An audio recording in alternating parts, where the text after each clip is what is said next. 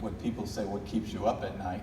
What keeps me up at night is where it's going. So we have the ability now to shut someone's pacemaker off, but we have to be within 35 feet of them. So I could walk down the street of Austin, walk up about 35 feet from you, shut your pacemaker off, turn it up, turn it down, speed it up, and assassinate you basically as I walk by you without anyone ever knowing the difference. But I am restricted to distance of 35 feet.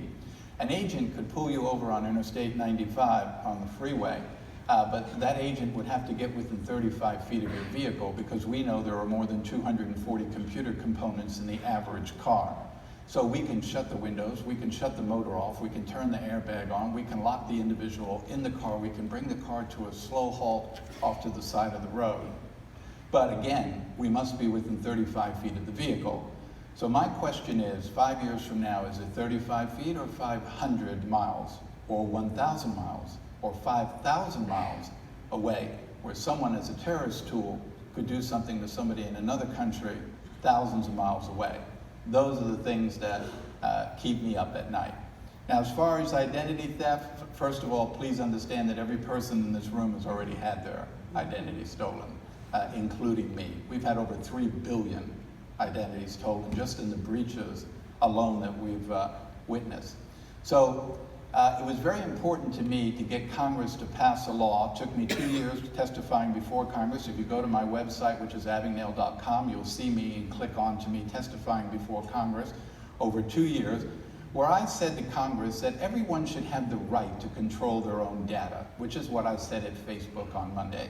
Everybody should have the right to control. There's nobody in this room, this city, this state, this country that signed a piece of paper that said to Equifax, hey, you can store all my data and you can sell it and you can make literally billions of dollars selling my data, my information for background checks, insurance checks, credit report checks, you name it.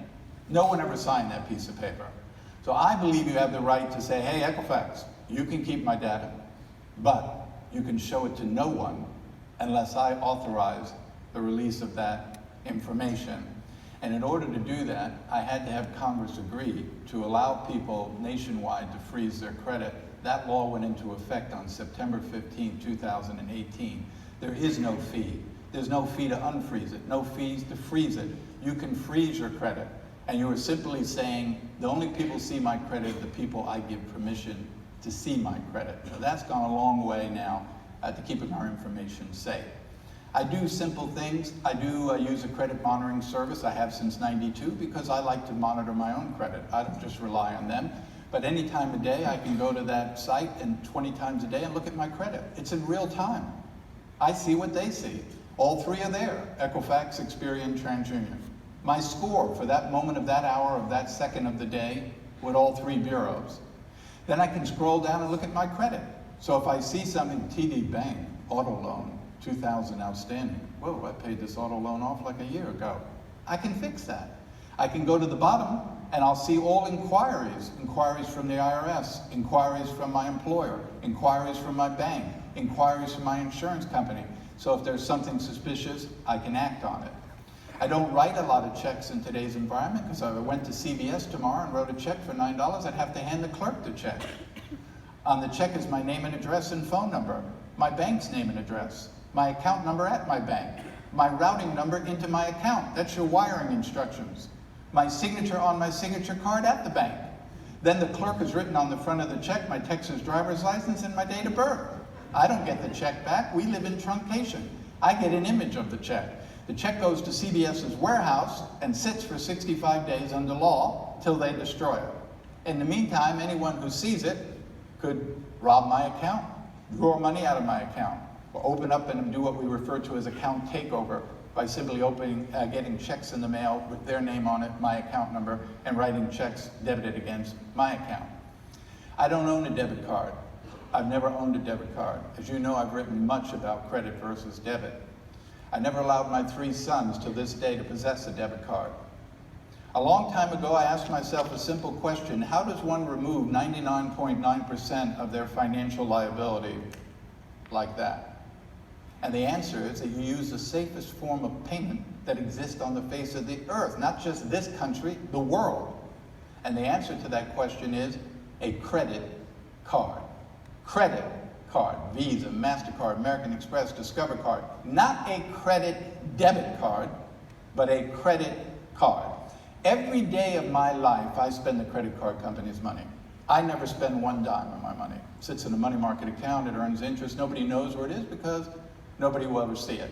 I go to the dry cleaner, give my credit card. I go to the grocery store, I give my credit card. I flew out here this morning, gave my credit card, I'll fly back this afternoon.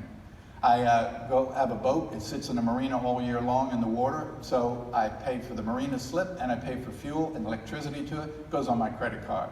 I travel all over the world, I just came back from Japan, I use my credit card. Now, I will do everything in my power to make sure no one gets my number. But if they do, and tomorrow, they charge $1 million on my credit card. By federal law, my liability is zero. I have no liability. I love to shop online, but I don't use a special card. I use my credit card. If I ordered it and they don't deliver it, I'm covered. If I ordered and it's broken, the camera, but they refuse to take it back, I'm covered. If I buy it and then it turns out that it was a fictitious site that really didn't exist, I'm covered. So I don't need PayPal. I use my credit card. I have zero liability. When I use my credit card and I pay the bill every month or whatever the minimum due on the bill is, my credit score goes up. So I continue to build credit in my name. When you use a debit card, every time you reach for it, you're exposing the money in your account. And you could use it 20 times a day for 20 years and your credit score will not move by that much. So I had 3 sons that went off to college. I said to them, not giving you a debit card.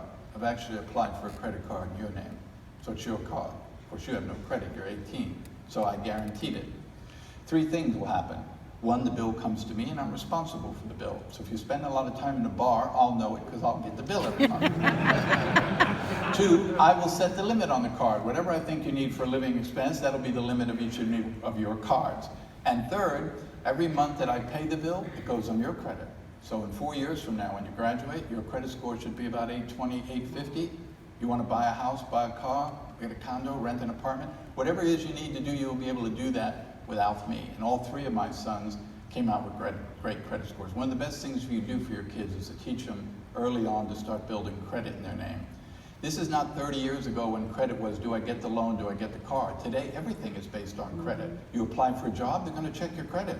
You apply for auto insurance, they check your credit. You apply for life insurance, they check your credit. Every rate is dependent upon your credit. So we teach young people to build credit in their name at an early age so they have good credit. And finally, I will tell you, I've been, of course, involved in every post-investigation after that breach, Target, Home Depot, TJ Maxx, and the conversation is the same. I was in Target, but I used my Visa card at TD Bank, so they canceled it the next day, and 2 days later, they sent me a new card via FedEx, and that's the last I ever heard about it. I don't know anything else about it. What about you? I used my debit card off my credit union. They stole $3,000 out of my checking account. It took me 3 months to get the $3,000 back, while they said they were investigating what happened. I was without my money. I had to borrow money to pay my rent. I had to borrow money to pay my car note. It's that simple. Obviously, it is much better to use a credit card than a debit card because it removes all risk from you. Now, one last thing, because I get this question always followed up by email. What about cash?